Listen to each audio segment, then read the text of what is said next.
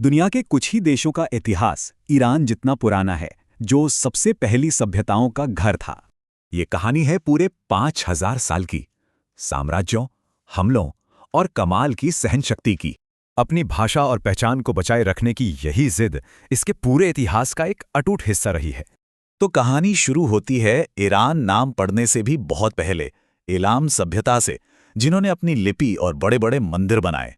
लेकिन असली कहानी शुरू हुई फारसियों के साथ, जब साइरस द ग्रेट ने इतिहास के सबसे बड़े साम्राज्यों में से एक की नींव रखी।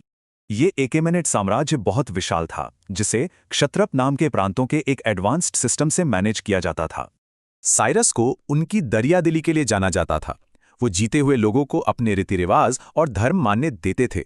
करीब 200 साल बाद ये साम्राज्य सिकंदर से हार गया, पर सिकंदर की मौत के बाद उसका अपना साम्राज्य भी बिखर गया। फिर एक नई ईरानी ताकत उभरी, पार्थियन, जो सदियों तक रोमन एम्पायर के सबसे बड़े कॉम्पिटिटर बने रहे। उनकी जगह ली सस्सानिद साम्राज्य ने, जो 400 सालों तक रोम और बाइजेंटियम से लगातार जंग लड़ते रहे। तो जब दोनों साम्राज्य लड़ लड़कर कमजोर हो गए, तब अरब से एक नई ताकत उभरी। अरब से आई मुस्लिम सेनाओं ने कमजोर सस्सानिद साम्राज्य को हरा दिया और धीरे धीरे इस्लाम यहां फैल गया। लेकिन नए शासक और धर्म के बावजूद फारसी कल्चर खत्म नहीं हुआ, बल्कि इस्लामिक गोल्डन एज की जान बन गया। इसके बाद कई सदियों तक एक ही पैटर्न दिखा। बाहर से हमलावर आए, जीते और फिर यहीं की संस्कृति अपना ली। फिर आया साल 1501, एक बड़ा टर्निंग पॉइंट। शाह इस्माइल आई के सफविद साम्राज्य ने सब कुछ बदल दिया। इनका सबसे बड़ा फैसला था 12th शिया इस्लाम को स्टेट रिलीजन बनाना, जिसने ईरान को अपने पड़ोसियों से अलग पहचान दी।